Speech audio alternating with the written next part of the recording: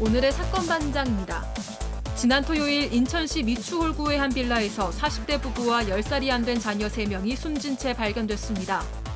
경찰은 40대 가장이 사업과 주식 투자에 실패해 경제적인 어려움을 토로했다는 주변 진술을 토대로 수사에 나섰습니다. 인천 송도의 고층 아파트에서 새총으로 쇠구슬을 쏴 옆동 유리창을 깨뜨린 60대 남성이 구속됐습니다. 남성은 경찰 조사에서 호기심으로 했다고 말한 것으로 전해졌습니다. 1980년 경기도 수원의 한 산부인과에서 아이가 바뀌었습니다. 이 사실을 모르고 40여 년 동안 지내온 부모가 산부인과를 상대로 손해배상 청구 소송을 냈습니다. 뾰로롱! 안녕하십니까? 자, 오늘 드릴 말씀이 많아서요. 빨리빨리 시작하도록 하겠습니다. 예, 자, 진실 추적자 사건 반장 시작합니다. 지난달 인천에서 편의점 사장님 살해하고 나서 이 전자발찌 끊고 도주했다가 붙잡힌 이자 혹시 기억하십니까? 당시 공개 수배까지 이렇게 됐었는데 이름은 끝까지 A씨였습니다. 제가 그때도 얼굴은 이렇게 공개하면서 이름은 가리는 이 재미없는 블랙 코미디 언제까지 할 거냐 했는데 법무부가 이거 그만하기로 했답니다. 전자발찌 훼손 도주범 이름 공개하기로 한 겁니다. 자, 이렇게 우리들의 분노 하나씩 모이면 세상을 바꿔갈 수 있다는 거 말씀드리면서 오늘 출연자 소개해 올리죠. 예, 이자연 기자, 백성문 변호사, 박상희 소장, 승재현 형사법무정책 선임연구위원, 그리고 예, 박준혜 수어 선생님 나오셨습니다. 안녕하세요. 안녕하십니까. 예, 자, 지난 1년간 단 하루도 빠짐없이 사반 받습니다 하신 셰넌 성님, 미국에서 사반 보는 낙으로 삽니다 하신 선샤인 캠벨님, 지인들에게 사반 추천했는데 잘 보고 있는지 확인 전화 돌려야 되겠어요 하신 유경자님, 우리 엄마 장순분 여사 아프지 말고 건강하게 오래오래 살아 하신 김수경님, 올해 39 동생 송승연이 여사친 은영이랑 6월에 결혼해요 하신 송영선님, 막내가 소아암 투병한 지 3년째입니다. 아빠가 일주일 2번씩 막내 태우고 서울 큰 병원으로 다니고 있어요. 아빠를 위해서도 막내가 잘 이겨냈으면 좋겠습니다 하신 최경희님, 텍사스의 신동주님, 화성 사는 지우 엄마 뚠뚠님, 김준영님 모두 사랑합니다. 자, 재미는 물론 의리를 함께하는 아세서와 뉴스 6반. 아우, 대한민국과 전 세계 동포 가족 여러분의 시선을 모아서 출발합니다.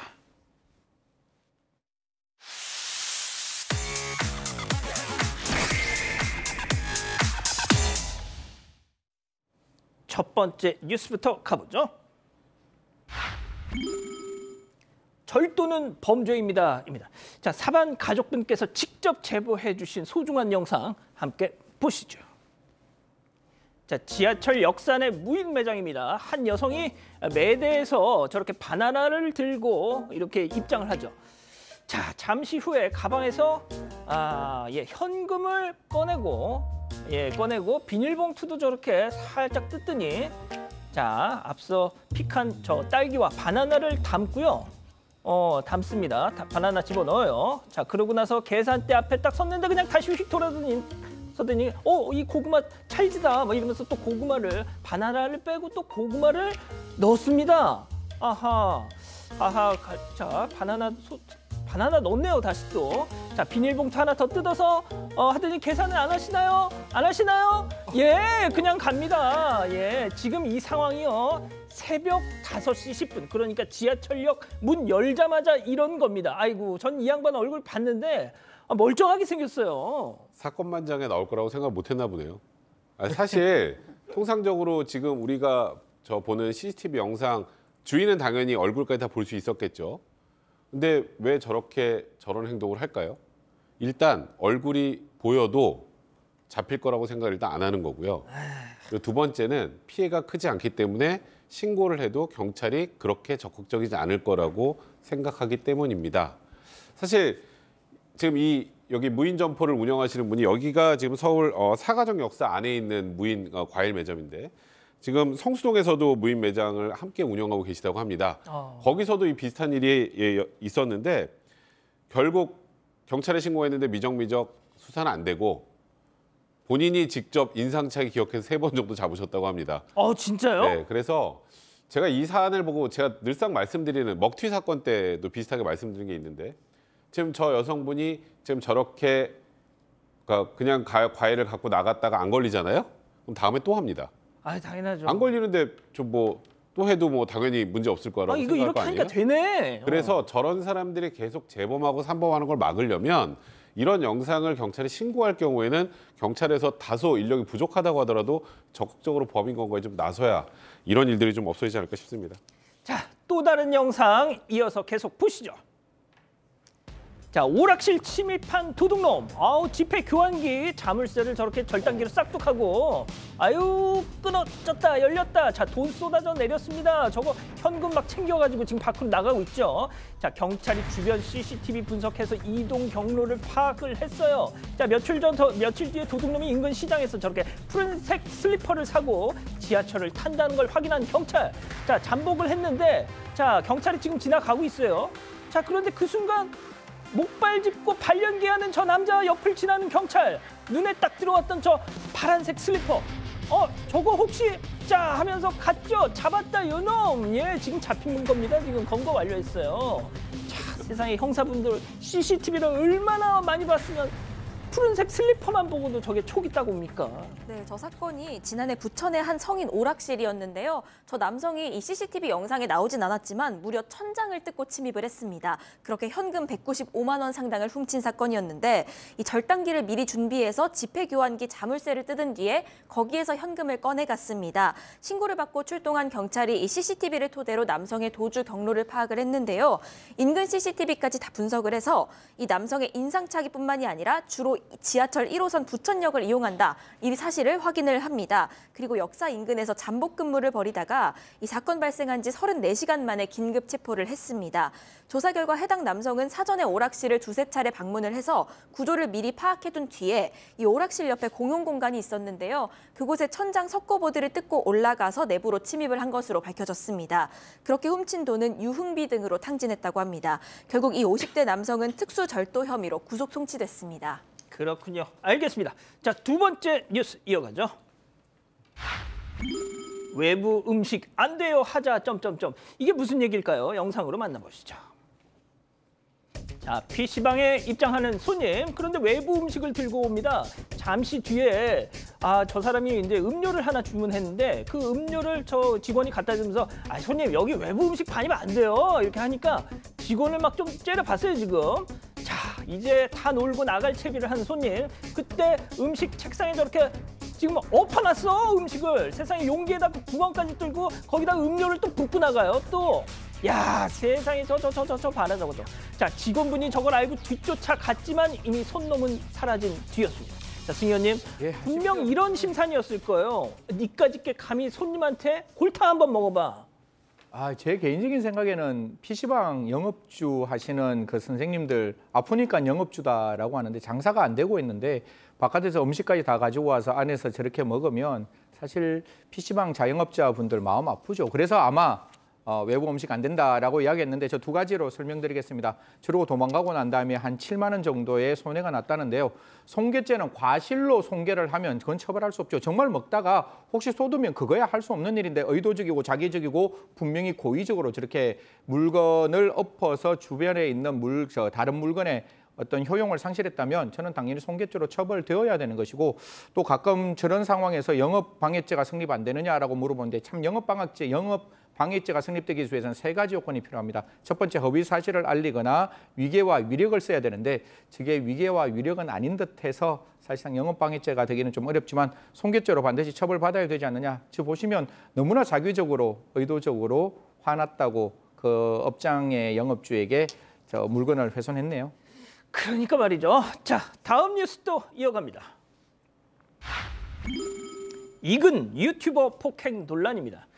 자, 우크라이나에 무단 입국해서 전쟁에 참여했던 혐의로 기소된 이근 전 대위. 오늘 첫 재판에서 한 유튜버와 이렇게 충돌이 좀 있었습니다. 당시 영상 잠깐 보고 가시죠. 여권법 위반은 제가 다 인정했습니다. 그리고 사과를 했습니다. 그리고 다시 한번 제가 여권 위반에 대해서는 사과하겠습니다. 방금 저를 폭행하시면 어떻게 생각하십니까? 폭행하시면 어떻게 하십니까? 잘못 손괴? 죄송합니다. 잘못 손괴입니까? 아니요, 하지 마세요. 근데 저 쳐보십시오. 아니, 서보십시오. 서보십시오. 폭행사로도 고소할 예정입니다. 분명히 시동 불량자이신데 친구한테 미안하지 않습니까? 취재진의 조금 전에 했던 행동에 대해서 재판을 마치고 방금 재판을 마치고 보고 있는 행위는 있었는데 거기에 대해서는 어떻게 생각하십니까? 폭행 아니었습니다. 폭행이었습니다. 여기 20분 잡았습니다. 끝장이세요? 아니요. 서보십시오. 그만하세요. 서보십시오. 저만 보세요. 가시죠. 이심 아니요, 길 좀 방해하지 마세요. 괜찮아요. 그만. 네 인생이나 기면서 네, 한번 서보십시오. 테러리스트 죽여버린다고 하지 않습니까? 자, 이 기자 좀 상황 좀 설명해 주시죠. 네, 오늘 이근 전 대위의 첫 공판이 서울중앙지법에서 있었는데요. 이 법정 밖에서 한 유튜버와 저렇게 다툼을 벌인 겁니다. 유튜버가 이 전 대위를 따라가면서 6년째 신용불량자인데 채권자들에게 미안하지 않냐 이렇게 물었습니다. 그러자 욕설과 함께 주먹으로 유튜버의 얼굴을 한 차례 때렸고요. 이후에 유튜버는 폭행당했다면서 경찰에 신고를 했습니다. 유튜버는 법원 밖까지 따라붙어서 이근 전 대위에게 휴대전화를 들이밀었습니다. 그러면서 자신을 폭행한 이유에 대해 물었는데요. 이에 이 전 대위는 욕설과 함께 유튜버의 휴대전화를 쳐서 땅으로 떨어뜨립니다. 그리고 폭행이 아니다 이렇게 항변하면서 자리를 떴습니다. 이 해당 유튜버 같은 경우엔 평소 유튜버에서 이근 전 대위에 대해서 각종 의혹을 제기해왔고요. 이 전 대위는 여기에 대해서 허위 사실이라면서 서로 다툼을 벌여온 것으로 확인이 됐습니다. 자, 백 변호사님 그 법원에 출석한 뭐 이유가 있었죠? 일단 뭐 다 아시는 것처럼 이근 전 대위가 우크라이나에 그러니까 여행 금지 구역으로 4단계로 선포됐음에도 불구하고 우크라이나에 입국했다가 다시 돌아와서 영권법 위반 혐의는 뭐 너무나 명백한 부분인데 조금 전에 기자회견할 때도 나오는 것처럼 그에 대해서는 본인도 철저히 인정하고 반성한다 이런 입장을 밝혔습니다. 근데 이것뿐만이 아니고 지금 저 영상과 상관없이 지난해 7월에 서울 시내에서 차를 운전하다가 오토바이에 사고를 내고 구호 조치 없이 현장을 떠난 혐의가 있습니다. 그러니까 특가법상 도주치상 혐의인데요. 이와 관련해서는 고의로 도지하지 않았다고 혐의를 지금 부인하고 있는 그런 상황입니다. 일단 재판이 끝나고 지금 취재진 앞에서 우크라이나를 위해서 참전한 것이 아니라 사람들을 위해서 참전했다면서 본인은 잘했다고 생각하지만 법 위반은 법 위반이니만큼 이에 대해서는 사과한다고 입장을 밝힌 상황입니다. 알겠습니다. 자, 다음 뉴스도 이어가죠. 공포의 무단 횡단 사고입니다. 자, 피하실 수 있겠습니까? 영상으로 만나보시죠. 자, 직진 신호 받고 잘 가고 있어요. 자, 그런데 갑자기 안 돼.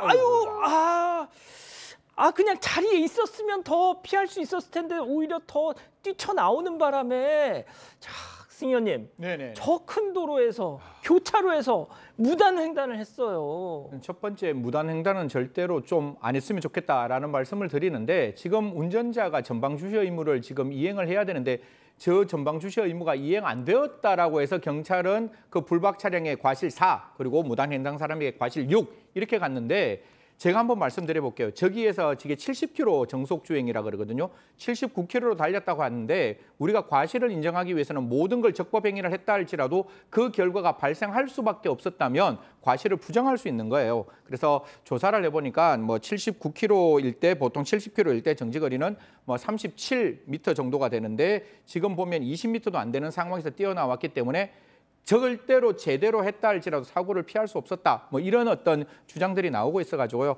한번 적결 심판도 해봐라. 적결 심판에서 무죄를 주장해봐라. 이런 주장도 나오고 있습니다. 그러니까요. 자, 또 다른 영상 이어서 보시죠. 자, 새벽 5시 전용도로 잘 가는 버스에서 자, 그런데 이거 뭐야? 사람. 아이고 세상에 결국 꽝 해가지고 저렇게 뒤로 넘어졌습니다. 다시 볼까요?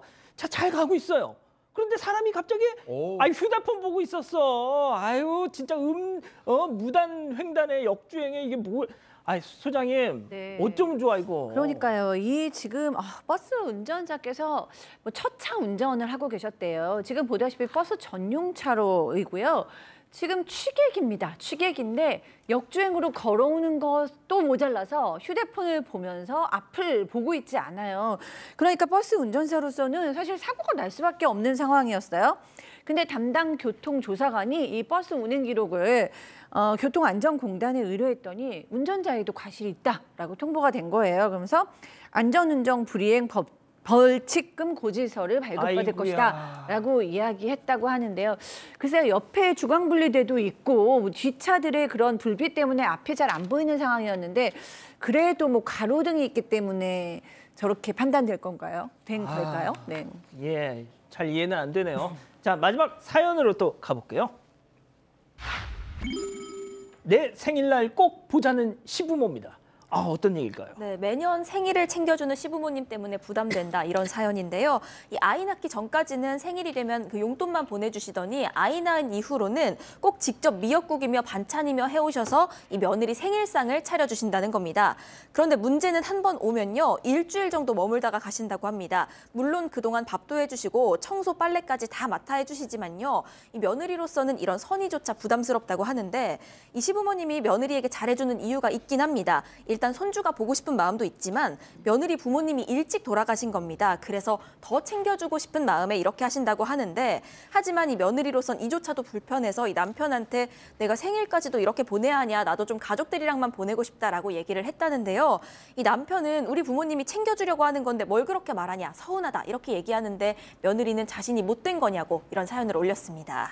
알겠습니다. 속도 좀 내보죠. 기다리고 기다리셨던 푸차 핸즈업 타임. 우리 가족 여러분들도 채팅창에 OX 함께 참여해보시죠. 먼저 며느리입니다. 어머니, 오해하지 말고 들어주세요. 생일상 정말 너무너무 감사해요. 감사한데 뭐랄까 조금 저희 그냥 성문이 오빠랑 둘이서 보낼 테니까 아셨죠? 무슨 말씀인지. 동그라미.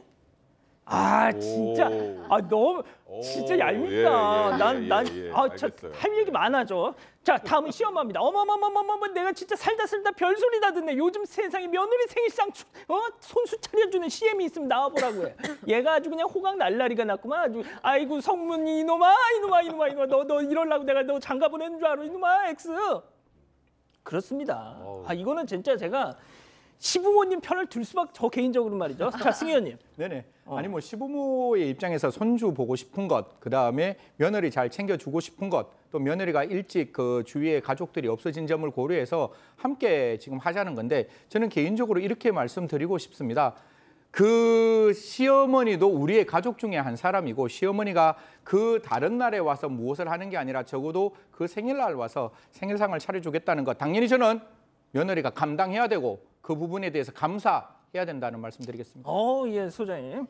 저는 솔직히 51대 49였어요. 아이고, 뭐 맨날. 왜냐하면 며느리도 불편할 것 같아요. 내 생일날 내가 원하는 거 하고 싶고 친구들하고도 만나고 남편하고 재밌게 지내고 싶죠. 그러니까 시어머니의 사랑은 좋은데 너무 상대방의 마음을 좀 깊이 공감은 못하셨다. 그러나 며느리가 되게 신경질 날 수도 있지만 시어머니의 마음이 좀 너무 보석 같은 면이 있습니다. 네, 정말 엄마 없이 외로운 우리 며느리, 내가 일주일 다 빼서 그 며느리 옆에서 밥도 해주고 청소도 해주고 맛있는 것도 헤매겨야겠다라는 마음은 너무 숭고해서 동그라미를 할 수가 없었습니다. 자, 우리 너무 숭고해요. 사모님 보고 계신다고 너무 이런 거 아니에요? 그게 아니에요. 그건 인간적으로? 너무 숭고하고 너무 좋고, 그러니까 정말 감사한 마음이겠지만 이 아내분 입장에서는 사실 불편하다고 하잖아요. 근데 저는 개인적으로 그렇게 생각해요. 선이라는 건 내 마음의 선의도 중요하지만 받는 사람이 잘 받아들여줄 수 있어야 그게 진짜 선의가 완성된다고 생각을 하는데, 여기서는 잘못한 사람이 한 명 있어요. 남편입니다. 남편이 지금 상황을 가지고 중재를 잘 해야죠. 일주일이 아니라 한 이틀 정도로 줄이든가 어떻게든 중재안을 만들어야 되는데, 넌 뭐 우리 엄마 그러는데 또 그걸 왜 이렇게 감사한 마음을 그렇게 서운해하냐라고 화를 내는 건, 이 시어머니의 좋은 마음이 나중에 이 부부간의 불화로 발전할 수 있습니다. 저는 그래서 시어머니가 잘못했다는 뜻이라기보단 이 남편이 잘못한 거예요. 할머니가 잘못했네요. 그렇게 깊은 뜻이 또 잘 피해 가십니다. 자, 이 기자. 네, 일단 민수님은요, 맙소사 일주일 점점점 이렇게 댓글 달아주셨고요. 무한의 끝님, 복에 겹기는 무슨, 받는 사람이 부담스러워하는 걸 하는 것도 배려가 아니죠. 좋은 행동 아닙니다 하셨는데요. 자갈치님은 누가 저렇게까지 챙겨주냐, 감사할 생각은 못하고 너무한다라고 말씀하셨고, 후후노님은 부러워용이라고 말씀하셨습니다. 그렇군요. 알겠습니다. 자, 전남 목포에 사시는 문지연 여사님 보고 계신가요? 사연 하나를 저희한테 보내주셨는데, 자, 지난 금요일 저녁에 갑자기 띵동 초인종이 울리더랍니다. 나가봤더니 한 남성분이 저희 1802호인데요. 며칠 전 애가 태어났어요. 저희가 처음이라서 아이가 밤새 울더라도 좀 이해해 주세요 하면서 저렇게 사진 속 딸기를 한가득 건네시더란 거죠. 심지어 같은 라인도 아닌데 말입니다. 너무 큰 감동을 받으셨다고 사진을 보내주셨습니다. 임플란트 후 잇몸 관리 어렵다면 좋은 해결책을 알려드리죠. 검가드. 잇몸 염증 및 치주질환 예방까지 뽑고 올리고 따르고 30초씩 임플란트 후엔 잇몸 관리하세요. 잇몸가드, 건가드. 내가 만약 30대라면 말이야, 여행도 다니고 건강도 챙기고, 근데 무엇보다 금융. 요즘 보험 좋잖아. 이젠 영 모기지가 보험으로 된다며? 라이프를 나름답게 KB라이프.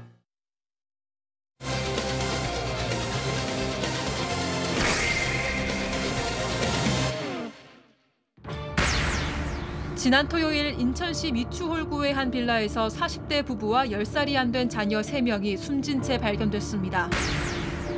경찰은 40대 가장이 사업과 주식 투자에 실패해 경제적인 어려움을 토로했다는 주변 진술을 토대로 수사에 나섰습니다. 어떻게 된 일인지 알아봅니다. 자, 지난 주말 인천의 한 또 주택에서 정말 참극이 벌어졌습니다. 네, 지난 18일 아침 10시 40분쯤이었는데요. 인천시 미추홀구에 있는 한 주택에서 이 사람이 쓰러져 있다 이런 112 신고가 접수가 됩니다. 그 친척이 연락이 안 닿아서 집으로 찾아갔다가 숨져 있는 일가족을 보고 신고를 한 건데요. 이 현장에 출동한 경찰은 부부와 어린 자녀 3명까지 모두 숨져 있는 것을 발견했습니다. 인근 가게 주인에 따르면 이 가족이 처음 이사 온 뒤부터 수년 동안 큰 개를 키워왔는데 유독 며칠 전부터 그 개가 너무 시끄럽게 계속 짖어왔다는 겁니다. 그리고 이 가족이 숨진 채로 발견된 그날도 개가 심하게 우는 소리가 들렸다고 했습니다. 여기에 더해서 그 새벽 1시쯤에 살려달라는 소리를 들었다는 다른 주민의 어떤 전원도 전했습니다. 자, 살려달라는 외침이 들렸다면 뭐 외부에서 누가 침입을 했던 걸까요? 일단 현재까지 경찰의 잠정적인 결론은 외부 침입으로 인한 범죄 가능성보단 이 남성이 아내와 자녀들을 흉기로 살해하고 본인이 마지막에 극단적 선택을 했을 가능성에 무게를 두고 지금 구체적인 경위를 조사 중에 있는 상황인데요.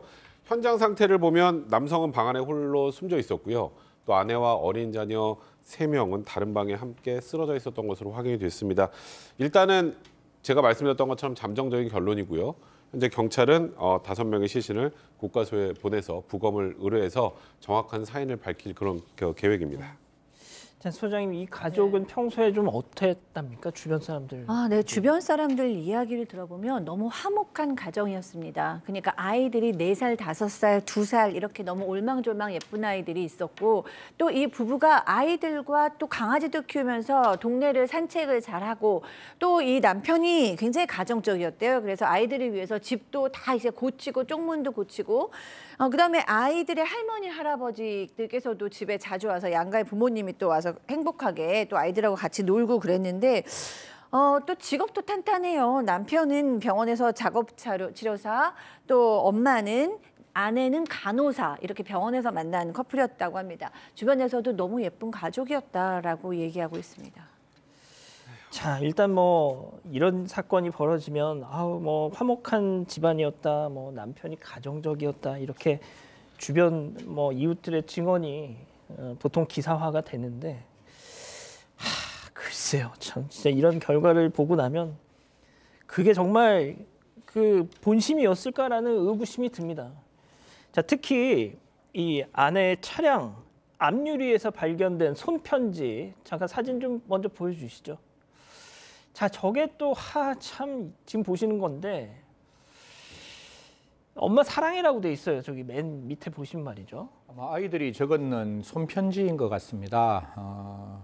아까 말씀 주셨다시피 4살, 5살, 2살짜리 아이들 중에서 아마 4살 아니면 5살 이 어린이집 아니면 유치원 갔다 와서 적었는 것 같은데요.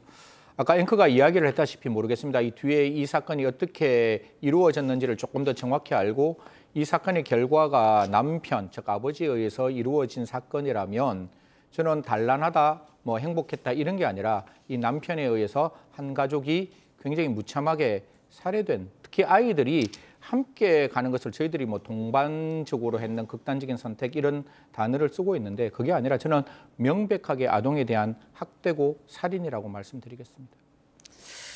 예, 일단 제가 이런 일가족 살해 사건들 많이 좀 왕왕 전해드렸는데 저희가 이렇게 흉기로 잔인하게 살해하는 경우는 대단히 흔치 않습니다. 보통 약물을 쓰는 경우가 많은데 와 진짜 저는 아직도 잘 믿기지가 않는데 자, 이 집안에 이 가정에 무슨 일이 있었는지 이웃들의 증언. 자, 체크 포인트를 짚어보죠. 빚 때문이다. 예. 이게 저희가 취재진이 이제 현장을 가보니까 부부가 맞벌이를 하고 있었고요. 그 집 앞에는 외제차가 주차가 돼 있었답니다. 차가 2대였다는 거예요. 그러니까 일단은 지금 현 시점에서 정확하게 내부를 들여다봐야 알 수 있을 것 같은데 이 가족이 이 집으로 이사 온 게 2017년입니다. 주택을 매입해서 이사를 온 거고요. 그 당시 시가 3억 정도 됐었는데 1억 원 정도를 이제 대출을 받아서 들어왔다고 합니다. 그 정도라면 조금 전에 앵커 말씀하셨던 것처럼 그렇게 어렵게 사는 집은 아니었죠. 그런데 한 이웃이 부부가 다른 곳으로 이사하기 위해서 집을 내놨는데 잘 안 팔린다고 곤란해했다는 이런 증언을 내놨습니다. 일단 한 주민은 이 지금 남성이 작업치료사로 일하면서 병원 한 2억 원 정도에서 일하고 있었는데 아까 조금 전에 얘기가 나왔던 것처럼 자녀가 총 3명이라고 했잖아요. 예. 이 3명의 자녀를 감당하기에는 벌이가 좀 부족했다라고 생각이 듭니다. 그래서 주식 투자를 했는데 그 주식 투자도 크게 실패했다라고 전해 들었다. 그리고 거기에다가 본인이 또 다른 부업을 했는데 그 부업까지도 실패하면서 빚을 졌고 경제적으로 많이 힘들어진 상황이었다라는 것이 이 주변의 전언입니다. 자, 승 의원님, 네.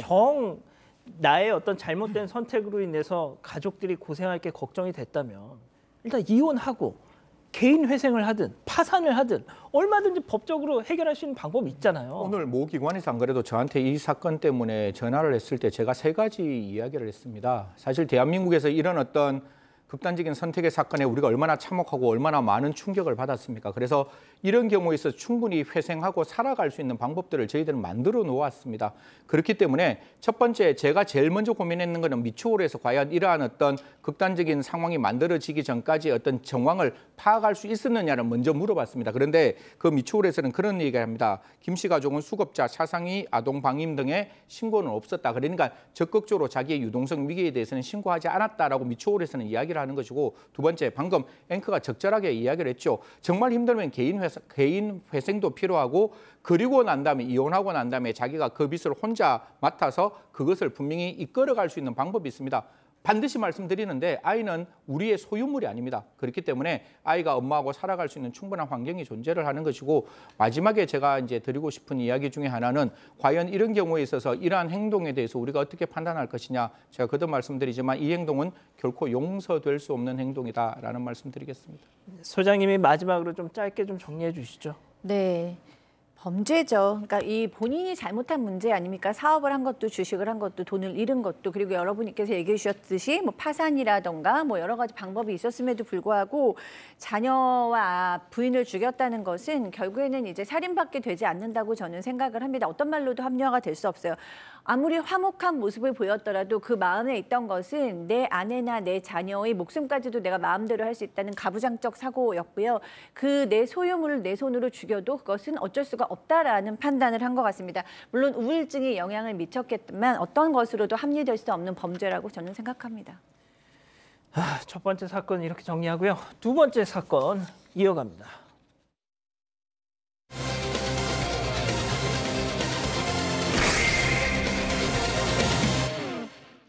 인천 송도의 고층 아파트에서 새총으로 쇠구슬을 쏴 옆동 유리창을 깨뜨린 60대 남성이 구속됐습니다. 남성은 경찰 조사에서 호기심으로 했다고 말한 것으로 전해졌습니다. 남성의 행각을 파헤쳐봅니다. 제가 이 사건 지난주 지지난주인가요? 아무튼 반장픽에서 전해드렸는데 잡혔습니다. 네, 이게 지난 10일에 이 인천 연수구 송도동의 한 아파트 29층에서 유리창이 굉음과 함께 깨졌다, 이런 사건이었는데요. 이 수색을 해보니까 단지 1층에서 이 지름 8mm 크기의 쇠구슬 2개를 발견을 했습니다. 이 깨진 아파트 유리창 같은 경우엔 지금 사진이 나가고 있는데 두께 3mm 유리 2장을 겹쳐 만든 거였습니다. 이 중에서 바깥 유리 부분에 이 지름 3cm 가량의 구멍이 나 있습니다. 이 경찰은 아파트 32층 중에 29층 여기를 겨냥해서 누군가 의도적으로 장비를 이용해서 쇠구슬을 발사했을 가능성이 높다, 이렇게 봤습니다. 그리고 이 유리창의 파손 흔적을 토대로 해서요, 이 국과수의 발사각과 발사 지점 감정을 의뢰를 했습니다. 여기에 더해서 쇠구슬 판매 업체에서 구매자 명단까지도 확보를 합니다. 그렇게 용의자를 특정을 해냈는데요. 이 피해 세대와 100m 정도 떨어진 동에 사는 60대 남성이었습니다. 이 경찰은 남성의 집에서 새총과 쇠구슬을 찾 찾아냈고 여기에 더해서 고무밴드, 표적지 이런 것들도 발견을 했습니다. 이 남성은 경찰 조사에서 범행을 인정했습니다. 자, 영장 심사 있었죠, 어제? 네, 맞습니다. 통상적으로 이 특수 손괴, 그러니까 위험한 물건으로 다른 사람 물건을 손괴하는 경우에 구속영장까지 청구되는 경우는 극히 이례적입니다. 사실 사람이 아닌 물건을 부순 것 가지고 구속영장까지 청구가 되는 경우는 흔치는 않은데 그러네요, 그렇죠. 예. 이 사안은 다른 특징이 있죠. 죄명이 사람에 안 맞았기 때문에 특수 재물 손괴입니다. 저게 사람 충분히 맞으면 아주 크게 다칠 수 있다는 거. 그리고 이 남성이 저 집안에 다량의 쇠구슬을 보유하고 있었으면 안 걸렸으면 계속했을 가능성이 많겠죠. 그렇죠. 이런 것까지 고려를 했던 것 같고 또 저도 아까 말씀드렸던 것처럼 청구도 좀 이례적이라고 생각했는데 이 사연을 다 종합을 해보니까 발부될 만하다는 생각이 들었고 역시나 이 남성 구속됐습니다. 자, 피해 세대에게 뭐 할 말 없냐, 미안하지 않냐, 뭐 취재진 질문이 이어졌지만 묵묵부답이었습니다. 도대체 왜 이랬을까요? 두 번째 사건 체크포인트 짚어보죠. 호기심에. 하하. 아니, 그 소장님, 네. 나이 60대 가지고 저걸 호기심에 이렇게 하기엔 너무 많은 나이 아닙니까? 그러니까요. 드라마에서 보고 따라한 거가 아닌가 하는 개인적인 좀 생각을 해봤는데 드라마에서는 어쨌든 사람이 쇠구슬에 맞아서 죽습니다. 네, 본인 이제 호기심이라고 얘기를 했어요. 60세지만 모든 혐의 인정하고 새총이 도대체 이렇게 쏘면 얼마큼 멀리 날아가는지 궁금했다라고 얘기를 했어요. 그리고 인터넷에서 쇠구슬과 새총을 샀다. 특정 세대를 조준한 건 아니다라고 얘기를 했고요. 경찰이 봤을 때도 특정 원한 관계는 없는 것으로 보인다. 그러나 집에서 새총과 쇠구슬이 지금 다량으로 나왔고요. 그리고 표적지하고 표적 매트도 있었으니까 집에서 연습을 한 것입니다. 그래서 호기심에 그랬다고 하기에는 얼마나 좀 위험할 수 있는 행동인데 이런 생각은 60이신데 못 하셨나라는 생각이 드네요. 자, 그러니까 소장님 방금 드라마 말씀하셨는데 그게 뭐 일타 스캔들인가요? 거기 뭐 실제 이 장면이 나온다면서요? 그래서 처음 이 사건이 벌어졌을 때만 해도 아, 그 드라마 보고 애들이 또 따라했나 뭐 이런 얘기도 있었는데 잡고 보니까 60대. 예?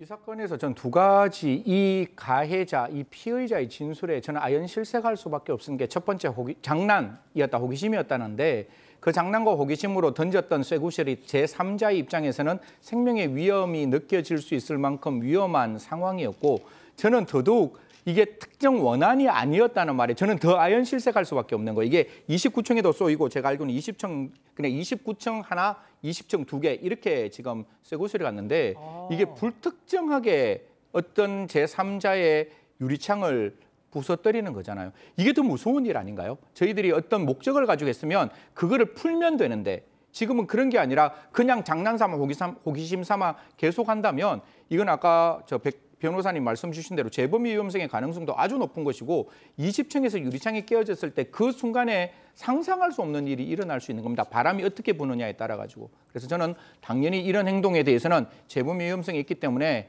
법이 허용하는 한 좀 이렇게 엄중한 처벌이 필요하지 않을까라는 말씀까지 함께 드리도록 하겠습니다. 자, 그런데 이제 이 사건의 어떤 어떻게 저 사람을 잡을 수 있었는지를 따져보니까 경찰이 정말 많은 노력을 했더라고요. 보통 이 기자 알겠지만 그 아파트에서 뭐 막 이렇게 밑으로 떨어뜨려 가지고 뭐 지나가는데 뭐 쿵 떨어지는 그런 거 있잖아요. 거의 범인을 못 잡습니다. 미제인 경우가 많은데 이건 잡았어요. 네, 맞습니다. 이 경우 같은 경우에는요. 이 경찰이 일단 1차 추정을 합니다. 현장 상황을 좀 보고 그 어떤 그 피해 상황의 각도라든지 거리라든지 이런 것들을 역으로 추산을 해서요. 이 발사각이나 발사 거리로 볼 때 이 피해 세대보다 높은 층에서 옆동에서부터 내려 쏜 것이다. 이런 추정을 합니다. 여기에 더해서 이후에 국과수 이 연구 결과도 이런 경찰 추정이 합리적이다라는 결과를 내놓습니다. 그리고 쇠구슬 발사 위치로 옆동을 지목하는데요. 이를 토대로 해서 이 경찰이 쇠구슬 날림 의심 세대를 10곳으로 추립니다. 그리고 세대원 명단을 확보를 하고요. 이번에는 쇠구슬 판매 업체를 수소문하기 시작을 합니다. 이 쇠구슬 같은 경우에는 대부분 표면이 매끈매끈한데 이 사건에 쓰인 쇠구슬은 표면이 거칠거칠했다고 합니다. 그래서 쇠구슬 판매 업체 수백 개 중에서요. 이렇게 표면이 거친 쇠구슬을 파는 한 50여 개 곳을 추려서요. 이 아파트 1층에서 발견한 쇠구슬과 같은 것을 파는지를 다 추적을 한 겁니다. 이 업체들의 일일이 다 전화를 걸어서 의심 세대원 중에 누가 구매를 했는지 다 물어봤고 이 전화로는 협조할 수 없다는 업체들도 있었습니다. 그런 곳에는 형사들이 직접 발품을 팔아서 찾아갔다고 합니다. 아니 뭘 또 협조를 못할 건 또 뭐 있어요 또. 아유 참. 알겠습니다. 자, 승현님. 네네. 중요한 건 이 사람 집에 가봤더니 뭐 아직도 그득했다는 거였잖아요. 제가 아까 시청자 여러분께 아연실색했다는 게 이게 특정 사람을 목적으로 하지 않았기 때문에 아연실색인데 그 다음에 제가 저 대목에서 말씀드리려고 했는데 매트도 있었고 표적도 있었다 그랬잖아요. 그 다음에 그득한 쇠구슬이 있었다. 그럼 땡겨서 목적에 쏘았다는 거잖아요. 그러면 우리는 알 수 없죠. 하지만 경찰은 밝혀야 됩니다. 혹시나 목적에 의한 새총을 구입하고 그것을 연습했는지 안 했는지 그러면 죄명은 달라질 수 있습니다. 이게 죄송스러운 말씀이지만 이건 찾아봐야 되는데 사람을 목적으로 이렇게 했다면 우리 형법 250조 살인죄는 예비죄까지 처벌할 수 있는 거예요. 그렇기 때문에 그런 부분에서도 같이 단순 특수재물 손괴가 아니라 다른 여죄가 있는지 이거는 꼭 좀 살펴야 하는 대목이다라는 말씀드리겠습니다. 어떤 처벌을 받을까요? 일단은 뭐 특수재물 손괴라고 제가 아까 말씀을 드렸는데요. 조금 전에 말씀해 주셨던 것처럼 승현님 말씀처럼 이 남성이 단순 가정입니다만 이 쇠구슬을 사서 이렇게 연습을 한 게 누군가에게 위해를 가하기 위해서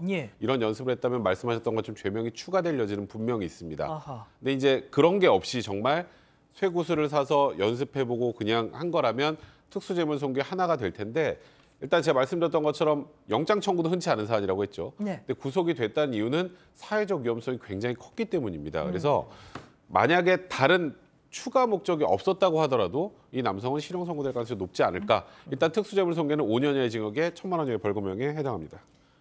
자, 두 번째 사건 이렇게 정리하고요. 세 번째 사건 이어갑니다.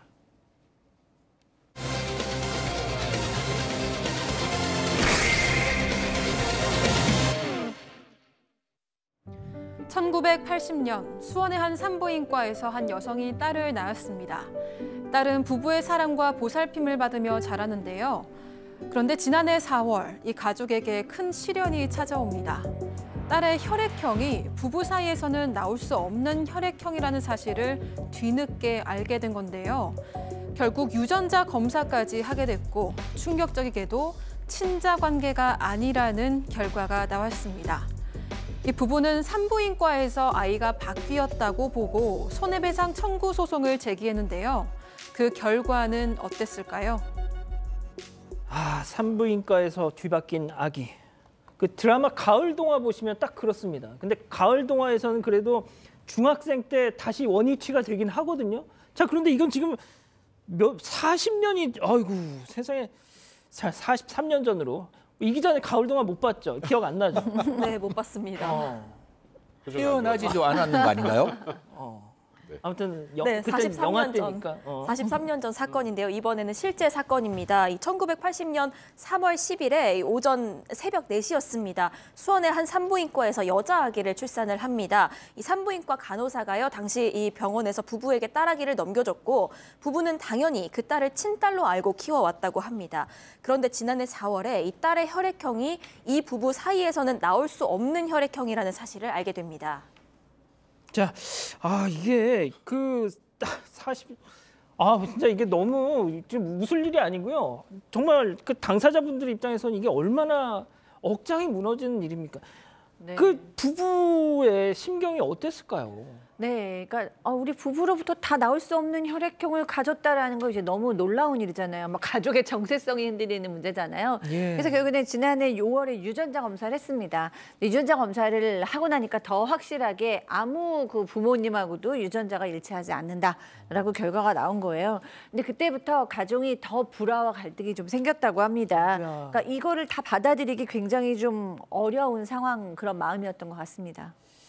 자, 그동안 이제 뭐 굳이 따지면 남의 딸을 키우는 셈이 된 건데 그러면 친딸은 어디 갔으며 이 내가 지금까지 키워왔던 이 아이의 친부모는 또 어디 있느냐? 그러니까 일단은 지금 이 40년 동안 키웠던 아이가 우리 둘 사이에서 나올 수 없는 아이라는 게 확인된 거죠. 유전자까지 다 일치하지 않은 것. 그럼 아이가 뒤바뀔 가능성이 어디에 있을까요? 유일하게 있다면 병원입니다. 그러니까요. 처음에 태어난 산부인과밖에 없죠. 그러니까 이 부부도 당연히 이 산부인과한테 이거 그 당시에 아이가 바뀐 것 같다. 그럼 그 당시 의무 기록이나 이런 것들을 통해서 진짜 내 딸이 누군지도 찾아야 될 거고. 그럼 이 아이의 진짜 또 친부모도 찾아야 되잖아요. 근데 문제는 당시 의무 기록을 전부 다 폐기했다는 그런 답변을 받았고. 아이고야. 그러면 실제로 본인들이 출산했던 친딸 그리고 지금 이 딸의 친부모 둘 다 찾는 게 사실상 불가능해진 겁니다. 아예 아무 기록도 없으니까요. 일단 그것 때문에 이건 산부인과 잘못이다. 산부인과 잘못으로 이렇게 정치적으로 큰 피해를 입었다라고 해서 위자료를 청구하면서 손해배상 청구 소송을 진행했습니다. 자, 승현님, 이 부모님들의 입장에서는 진짜 내 자식이 지금 형편이 좋은지 어려운지 아니 살았는지 죽었는지도 모르잖아요. 자, 그리고 그건 또 이 따님도 마찬가지고 말이죠. 우리 부모님은 지금 살아계신지 돌아가셨는지도 모르겠고 형편이 어떤지도 모르고. 자, 이게 차라리 그냥 이 병원 몇 년도 몇 월 며칠 어디 병원에서 이렇게 된 경우 좀 그냥 공개를 온라인 커뮤니티 같은데 공개를 해서 좀 이렇게 찾아보는 건 어떨까요? 여기서부터는 정말 개인적인 입장을 말씀을 조심스럽게 드리겠습니다. 제가 아동정책조정위원으로 하면서 제가 언제나 생각한 거는 부모의 욕심이 아니라 아이의 복지가 가장 중요하다고 생각합니다. 아마 바뀌었는 쪽에서는 그 아이가 바뀐 아이인지를 모르고 자라면 마음으로 놓은 아이로 분명히 생물학적으로는 다르지만 마음으로 아이를 키웠을 겁니다. 그 아이가 그 과정에서 정말 온전하게 자라고 있다면 아버님, 어머님 마음에는 분명히 찾고 싶은 생각이 있겠죠. 하지만 그 부분에 대해서는 조금 더 고민해 보셔야 되지 않을까라는 조심스러운 말씀을 드리는 것이고 이 딸의 입장에서도 저희 아버지가 누굴까, 저희 어머니가 누굴까 굉장히 큰 고민이 있을 수 있습니다. 제가 시청자분들에 말씀드렸지만 저 아버지 모르거든요. 저도 아버지 굉장히 찾고 싶었습니다. 하지만 그 부분에 대해서 참았는 게 결국 아버지도 이유가 있을 것이고 그 아버지가 나를 버리고 갔을 때에는 그만한 생각이 있을 것이라고 생각하고 어머니가 절대로 아버지에 대해서 말씀하지 않았던 부분이 있습니다. 그렇다고 본다면 정말로 이 부분에 대해서 그 어머님, 아버님의 입장도 이해할 수 있지만 저 개인적으로 느꼈고 개인적으로 경험한 생각으로는 그 아이를 찾는 것보다는 마음으로 좀 묻어두시는 것도 필요하지 않을까 이런 말씀 드리겠습니다. 예, 그럼 일단 뭐 승현님은 그렇게 생각을 하시는 거고요. 자, 일단 이 아이가 산부인과에서 뒤바뀌었다고 판단을 하고 이제 산부인과 운영자를 상대로 소송을 건 건데, 자, 재판부의 판단이 나왔죠? 네, 일단 재판부는 가족의 손을 들어줬습니다. 이 재판부에 따르면요, 일단 아기를 부부에게 인도한 것이 병원 관계자이고 이 아기가 그 이후에 자라는 동안 뒤바뀌었을 가능성은 좀 상식적으로 낮은 것으로 보이지 않냐. 그렇기 때문에 해당 산부인과에서 출산한 사실이 있고 키워온 딸이 친딸이 아닌 것으로 드러났으니 이 산부인과에서 여성이 출산한 신생아와 딸이 뒤바뀐 사실을 인정할 수 있다. 이렇게 판단을 했습니다. 이 재판부는요, 40년 넘도록 서로 친부모, 친자식으로 알고 지내왔는데 아님을 알게 됐을 때 받게 될 이 정신적 고통이 매우 크다고도 지적을 했습니다. 자, 우리 가족 여러분들이 왜 그 부모 얘기만 하냐? 뭐 딸의 입장, 딸도 역시 피해자 아니냐? 맞습니다. 저희가 그래서 따님의 입장도 정말 너무 비통하기 그지없다 이런 말씀 또 드리고 싶고요.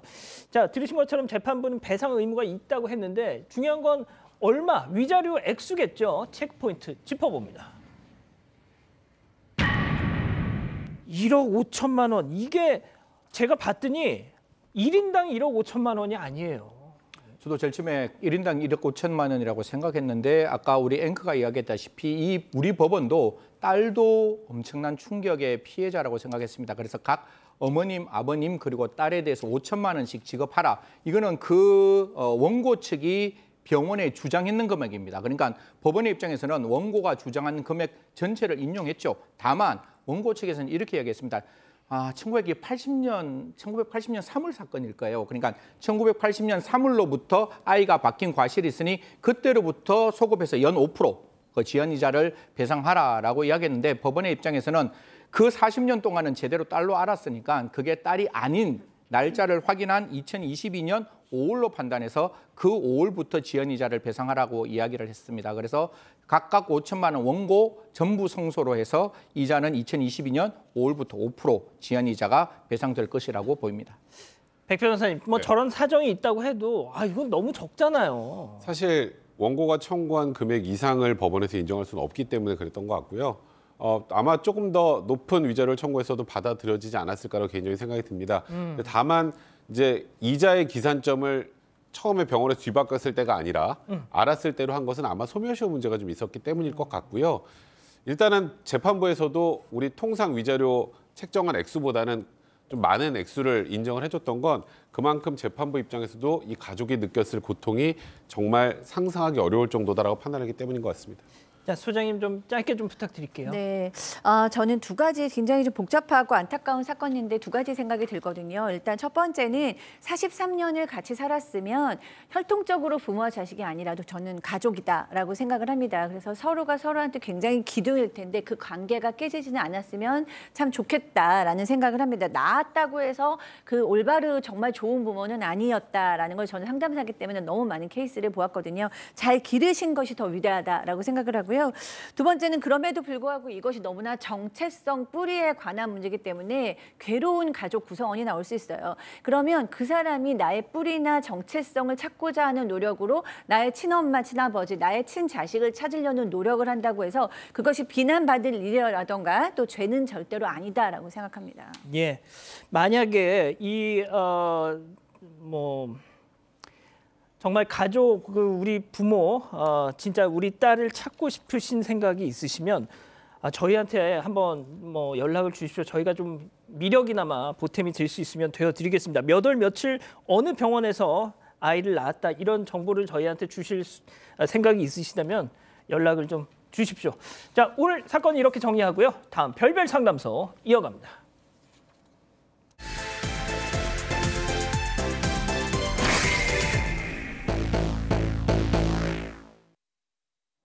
스물네 살에 9살 연상의 남편과 결혼을 하게 된 서 씨. 당시 서 씨는 결혼 생각이 없었지만 갑자기 아이가 찾아오면서 서둘러 결혼했다고 하는데요. 또래보다 비교적 어린 나이에 결혼을 했기 때문에 항상 아쉬움이 남았지만 그래도 천사 같은 아이를 보면서 힘을 냈다고 합니다. 그런데 최근 서 씨는 본인의 혼전 임신에 숨겨진 비밀이 있었다는 걸 알게 되는데요. 바로 당시 서 씨와 결혼을 하고 싶었던 남편이 일부러 임신을 계획했다는 겁니다. 충격적인 사실에 이혼 생각까지 든다는 서 씨. 이들에게 대체 무슨 일이 있었던 걸까요? 지금 여기 화면에 안 잡혔는데 이 네 분이 진짜 이런 거 하면서 다들 막 동시에 화를 내셨어요. 자, 이 기자 좀 내용을 좀 시작해 보죠. 네, 일단 이들의 만남부터 좀 짚어보면요. 이 당시에 서 씨는 대학을 막 졸업하고 취업 준비하면서 편의점에서 아르바이트를 했습니다. 이 남편은 그 편의점의 점장이었는데요. 이 서 씨가 아르바이트한 지 3개월쯤 뒤에 먼저 고백을 해왔습니다. 이 서 씨는 나이 차이 때문에 좀 부담스러워서 처음에는 거절을 했는데 그 이후에도 옆에서 세세하게 다 신경 써주고 배려해주고 이런 모습을 보고 반했다고 합니다. 하지만 일단 남편은 결혼 정년기라면 정년기라고 할 수 있는 나이였고 이 서 씨는 이제 막 대학 졸업한 사회초년생이었기 때문에 이 교제 전에 유독 고민이 좀 많았다고는 하는데요. 그래서 이 서 씨는 나는 아직 결혼 생각 없는데 나랑 만나서 시간 낭비하느니 오빠 또래 만나는 게 좋지 않겠냐 이런 얘기도 했다고 합니다. 하지만 그때 이 남편은 나는 결혼할 상대를 만나려는 게 아니다. 그냥 너라서 좋은 거다. 이 사귀다가 너도 결혼하고 싶어질 수도 있고 난 언제까지든 기다릴 테니까 만나보자 라고 얘기를 했기 때문에요. 교제를 시작하게 됐다고 합니다. 그러니까 처음부터 이 아내 서 씨는 결혼 생각이 없다고 이렇게 딱 선을 긋고 시작을 했네요. 그 이유도 좀 있었어요. 이 서 씨 같은 경우 어릴 때 가정 환경이 썩 좋지 않았고요. 그래서 이제 부모님은 이혼해서 따로 사시고 그 덕분에 이제 어린 동생을 거의 엄마처럼 키웠습니다. 동생을 자식처럼 키우려면 본인이 하고 싶은 걸 많이 못했겠죠. 학창 시절에 제대로 놀지도 못했고 또 항상 아르바이트를 해야 했었고 그래서 연애하고 여행 가고 이런 것들 또래처럼 하지 못했었다고 합니다. 그래서 이제 취업을 하고 나서 일단 돈을 좀 벌고 나면 20대에는 그동안 못했던 것도 좀 하고 그리고 나서 30대에 결혼해야겠다라고 결심을 했다고 하고 이런 가정사를 또 남편에게도 다 말했었다고 합니다. 나는 지금이 아니라 결혼을 하더라도 30대가 돼서야 하겠다. 이런 얘기를 남편도 알고 있었다는 겁니다. 저렇게 계속 철벽을 치는데도 그런데도 계속 졸랐던 겁니까, 옆에서? 아니요. 맨 처음에는 나도 그렇게 급하게 결혼을 하고 싶은 건 아니야. 그냥 천천히 너 준비될 때 해. 라고 얘기를 해서 연애가 이제 시작된 거예요. 근데 이제 만나서 6개월쯤 돼서부터 이제 이 본심이 드러나기 시작하는데 자기 드레스 입으면 얼마나 예쁠까 보고 싶다. 뭐 이런 얘기하고 내 친구들 3개월 만에 결혼했는데 너무 잘 살아. 근데 우리 6개월 됐네. 뭐 이런 식으로 얘기를 했습니다. 은근히 압박을 이제 가했는데 이제 한 1년쯤 돼서부터 이제 화를 내기 시작하는 거예요. 아니 내 나이 33살인데 내 친구들 다 결혼하고 아이도 낳고 지금 안정을 이뤄가고 있는데 난 언제까지 이렇게 어린 너를 기다려야 돼. 그냥 결혼하면 안 돼. 친구들이 너 다 차일 거야. 막 이렇게 얘기해. 막 이렇게 압박을 가했습니다. 야, 일종의 이것도 가스라이팅이에요. 예? 100%. 예. 아, 나 이거 참. 승현님. 예. 사실 데이트 폭력에서 우리가 이야기를 할 때 뭐 시청자 여러분 생각이 좀 다를 수는 있는 것 같은데 통제도 저는 데이트 폭력 중에 하나라고 생각합니다. 사실 앵커가 말했다시피 사실 거의 완벽한 가스라이팅인 거잖아요. 나 결혼해야 돼라고 하는데 이제 그걸 현실로 옮깁니다. 1년째 딱 되는 날 이제 뭐 우리가 만남을 좀 준비하고 좀 기념을 하자, 좀 기쁘게 하자라고 해서 그 친구들과 준비한 그 장소에 갑자기 프로포즈를 하는 겁니다. 반지 딱 들고 와서 너 나랑 결혼해 줄래? 라고 이야기하고 주위 사람들이 결혼해, 결혼해, 결혼해 이렇게 했는데 이 여성분은 그 순간에 그 분위기에 휩쓸리지 않았습니다. 그럼에도 불구하고 지금은 좀 힘들지만 우리 5년 후에 결혼하자라고 하면서 저 상황에서도 돌려보냈다라고 합니다. 예. 분위기는 좀 싸늘했지만 그 순간은 잘 지나갔다 이렇게 말씀드리겠습니다. 저번에 이자연 기자가 그런 얘기 했었잖아요. 그 여성분들이 보통 이렇게 야구장 혹은 저렇게 뭐 사람들 많은 곳에서 갑자기 뭐 하고 있다가 뿅 꺼내가지고 딱 결혼해줘 이러면 극혐이라고. 네. 너무 싫습니다. 너무 싫고요. 거기에다가 제 예상치도 못했는데 받은 프로포즈다 2배로 싫습니다. 아 진짜. 예, 뭐 제가 다 대표할 수는 없지만요. 대부분의 여성분들은 좀 이렇게 어떤 프라이빗한 둘만의 공간에서 어느 정도 예상할 수 있었을 때, 어느 정도 합의가 있을 때 진심을 확인하는 정도로 좀 프로포즈를 받고 싶지 않을까 하는 생각이 드네요. 자, 그런데 지금부터가 지금 이 사연의 핵심입니다. 네, 그러던 아이가 생긴 거예요. 맞습니다. 그러던 중에 그것도 갑자기 프로포즈처럼 갑자기. 예, 갑자기 임신 사실을 알게 된 겁니다. 서 씨로서는 너무 의아할 수밖에 없었던 게 이 결혼이 싫었던 사람이었기 때문에 피임을 제대로 안 했을 리가 없지가 않습니까? 항상 뭐 문제 없이 해왔다고 생각을 했고요. 그런데 다만 서 씨가 이 약을 먹었었는데 그 피임약을 먹을 때마다 이 당시엔 남자친구였던 이 남편이 그거 몸에 안 좋다고 하는데 내가 그냥 알아서 잘할게 약은 먹지 마라고 얘기를 해서 피임약은 먹지 않아 왔다고 합니다. 그래도 항상 제대로 잘하겠다고 얘기를 했기 때문에 임신은 정말 생각지도 않았는데요. 너무 당황스러웠지만 당시에 남편이 뭐 잘해도 임신이 되는 경우도 있다곤 하더라. 이렇게 찾아온 아이면 정말 우리한테 찾아온 천사가 아니겠냐. 무조건 낳아서 길러야 하지 않겠냐. 라면서 굉장히 좋아했다는 겁니다. 또 아이를 지울 수는 없다고 생각이 되어서 이때 어영부영 결혼을 결심하게 된 겁니다. 아 진짜 이게 소장님. 네. 형 이게 진짜 약간 족쇄로 채운 거예요. 예?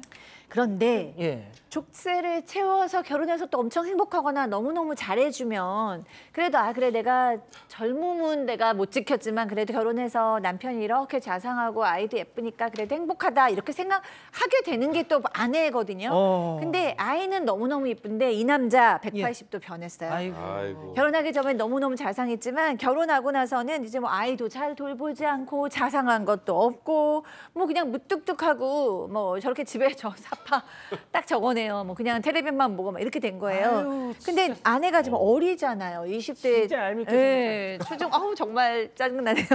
그러잖아요. 그러니까 막 살고 싶지 않지만 아이가 너무 예쁘고 또 이혼해서 자기 고통스러웠던 어린 시절도 생각나고 마음을 다잡는 거죠. 친구들이 호캉스 간다, 연애한다, 승진한다 이럴 때마다 아니야 난 그래도 우리 아이를 위해서 행복한 가정을 이뤄야 돼. 난 행복해. 이렇게 자기 세뇌하면서 지낸 거죠. 야, 자 그런데 어떻게 보면 지금부터가 진짜 약간의 반전이 시작되는 상황인데요. 결혼 3년 만에 충격적인 어떻게 보면 판도라의 상자가 열립니다. 혼전 임신에 숨겨져 있던 비밀. 제가 이걸 어떻게 이야기를 사실 그 범죄거든요. 제가 갖고 있는 법적 상식에서는. 이거 범죄예요, 이거. 예. 이게 이제 남성이 아까 임신을 했는데 그 임신이 그냥 어떻게 보면 해프닝으로 했는 게 아니라 이제 자기적이고 계획적이었다는 게 드러나게 됩니다. 그 휴대폰 중에 옛날에 있었던 휴대폰 뭐 특정한 일이 있어가 옛날 휴대폰을 한번 열어볼 일이 있었대요. 이 부인의 입장에서는 옛날 휴대폰 딱 열어보니까 자기와 친한 동생과 했던 대화가 있습니다. 친한 동생이 이렇게 얘기해요. 나 그 여자가 나하고 자꾸 결혼하지 않으려고 하는데 형 이거 어떻게 하면 좋아? 라고 하니 그 뒤에 답이 진짜 까무라치게 놀라는 일입니다. 나 결혼했잖아. 너희 형수가 결혼 원하지 않는 거 너도 기억하고 있지? 그러면서 임신을 하게 해봐. 한 방을 노려야 돼. 여자들 임신하면 결혼하기 싫어도 해. 내 형수 봐봐. 그렇게 결혼하자고 난리쳐도 안 하더니 임신하니까 바로 제가 봤을 때는 정말 범죄인데 결혼했잖아 라고 이야기합니다. 저는 이런 형태로 임신시키는 거 저는 성폭행이라고 봅니다. 이건 성폭행이라고 말씀드리겠습니다. 자, 제가 백 변호사님께는 네. 우리 이 기자 얘기를 듣고 나서 질문을 드릴게요. 네, 알겠습니다. 자, 그 방법이 지금 뭐 승희 의원님이 저렇게 이건 성폭행이다라고 얘기할 만한 이유가 있습니다, 진짜. 네, 서 씨가 너무 충격을 받았지만 그 이어지는 문자도 정신을 부여잡고 다 읽어봤습니다. 그랬더니 아주 자세한 방법까지 다 일러주더라는 겁니다. 이 피임 도구를 미리 훼손을 해놔라. 그러면 의심도 안 한다. 그리고 피임약은 몸에 안 좋으니까 먹지 말라. 이렇게 얘기를 하면 걱정하는 척하면 알아서 안 먹는다. 이런 얘기까지 합니다. 그러니까 이 남편이 당시에 미리 피임 도구를 훼손해놨던 건 거죠. 그래서 다시 생각을 해보니까요. 그 시절에 당시 남편은 꼭 본인이 사온 피임 도구만 고집했다는 것이 생각이 난 겁니다.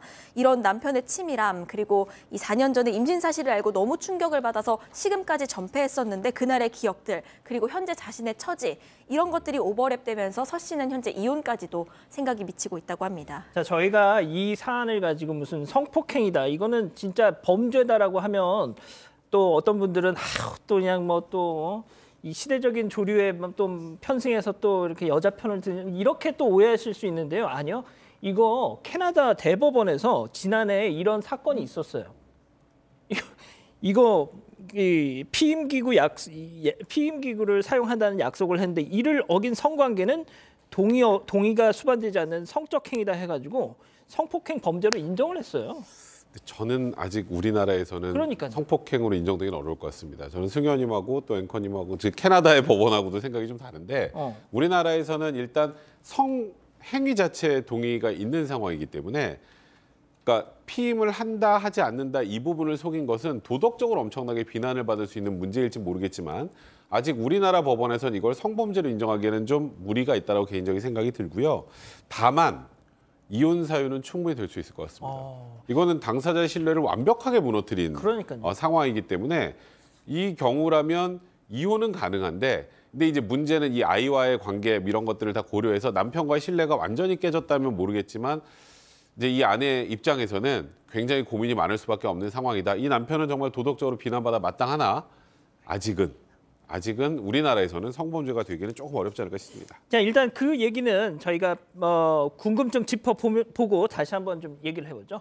자, 이쯤에서 별별 상담소 오늘 궁금증 짚어봅니다.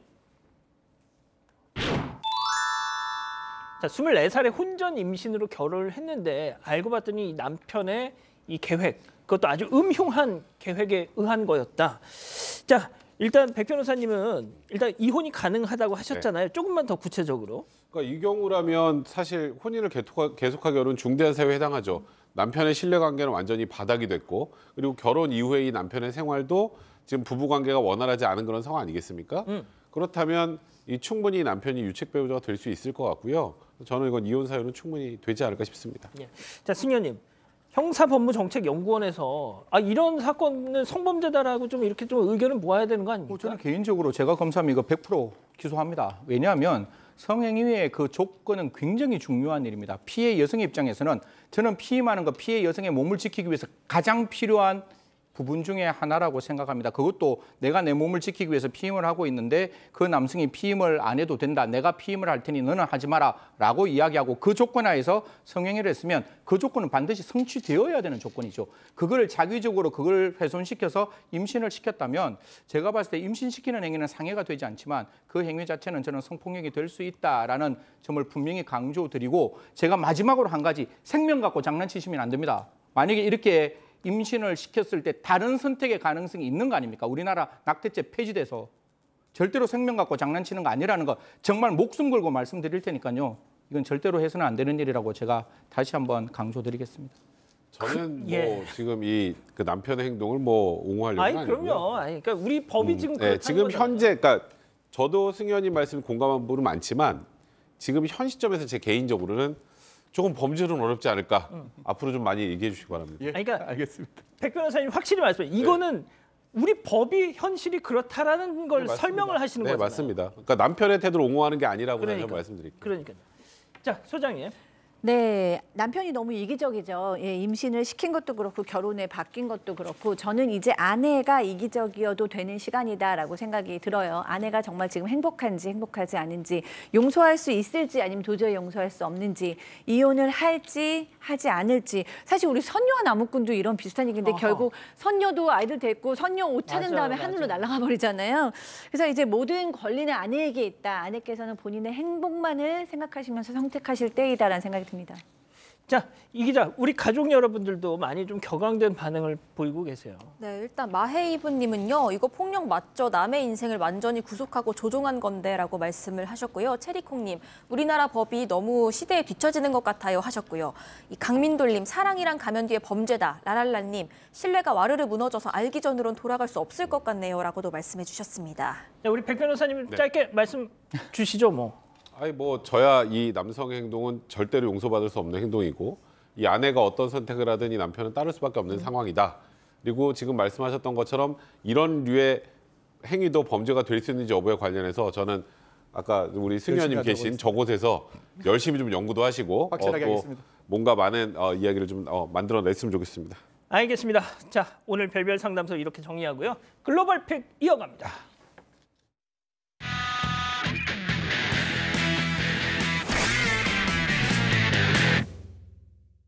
자, 오늘 첫 번째 픽 미국으로 가보시죠. 네, 이곳은 해산물 파는 식당입니다. 한 남성이 계산대에서 직원과 이야기를 나누는데요. 뭔가 문제가 있는지 이 남성이 가게 밖을 나가려고 하자 직원이 목을 붙잡고 나가지 못하게 합니다. 이 남성은 손에 들고 있던 비닐을 떨어뜨리면서 출입문을 부여잡고 나가려고 애쓰는데요. 이 남성은 직원의 손을 뿌리치고 화가 났는지 주먹으로 직원의 얼굴을 때리고선 자리를 떠납니다. 아니, 무슨 상황이에요, 이거 지금? 그런데 가게에서 실랑이를 벌인 이 남성, 분했는지 자신의 동생과 함께 다시 가게에 들어섭니다. 주방으로 성큼성큼 걸어가더니요, 직원에게 곧장 주먹을 날립니다. 저렇게 들어가더니 주먹을 날린 겁니다. 여기에 더해서 의자까지 집어던지면서 몸싸움이 벌어지는데 이때 이 두 남성의 공격에 위협을 느낀 직원 한 명이 해산물을 작업할 때 쓰던 흉기를 들고 와서 이 남성들에게 휘둘렀습니다. 이 남성들은 곧장 뒤로 물러나서 도망칩니다. 직원들은 가게 입구까지 따라가서 이 남성들을 놓지 않고 계속해서 공격했습니다.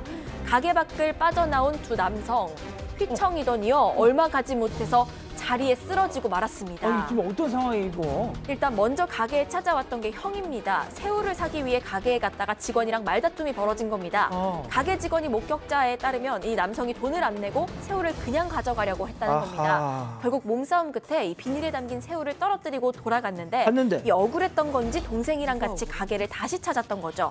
이 몸싸움으로 형은 중상을 잃었고 동생은 목숨을 잃고 말았습니다. 아이고야, 이거 아이고. 이 가게 주변에는 그날의 다툼 흔적이 선명하게 남았는데요. 이 형제를 공격한 직원은 살해 혐의로 기소됐지만 더 조사가 필요하다는 이유로 현재는 풀려난 상태라고 합니다.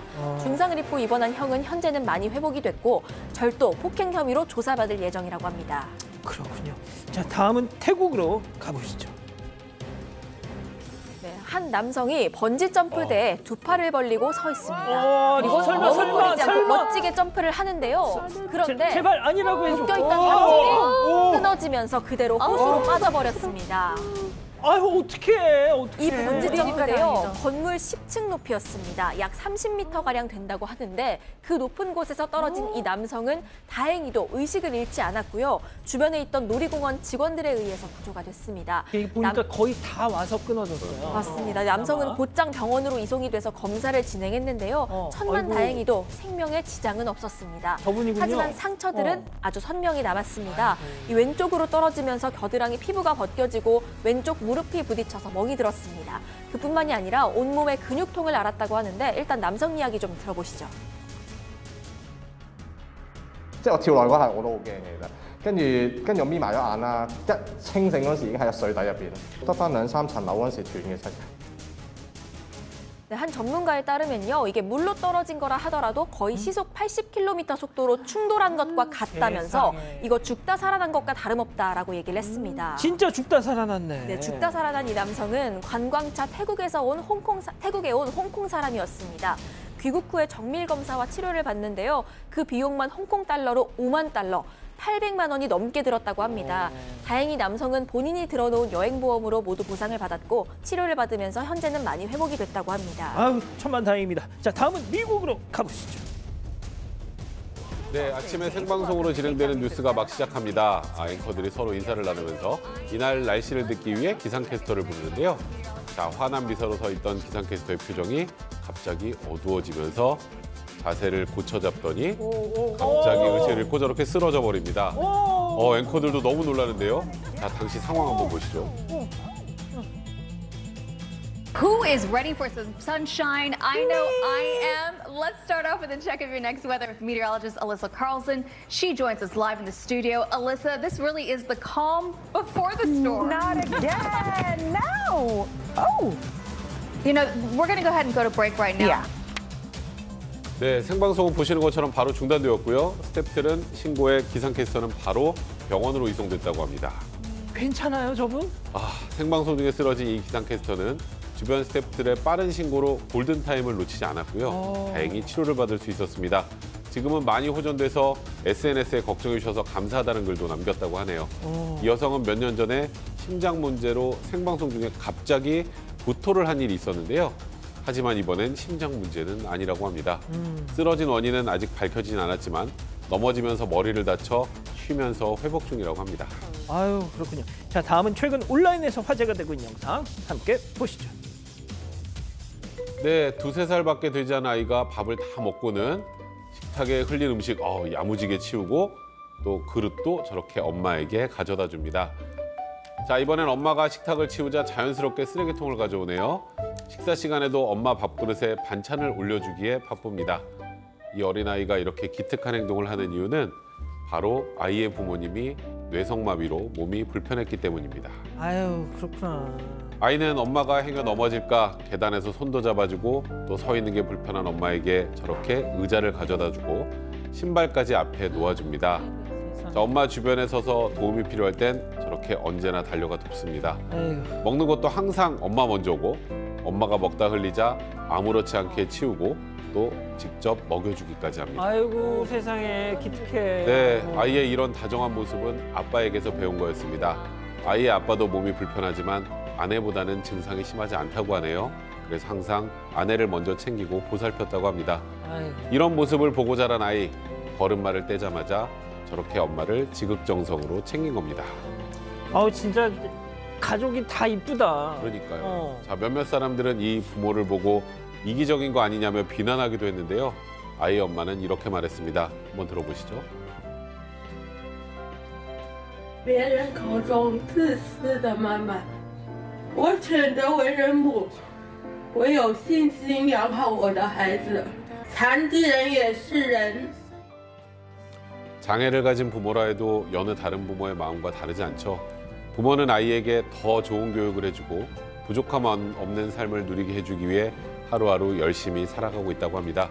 이 가족은 SNS를 통해 가족의 일상을 공유하고 있는데요.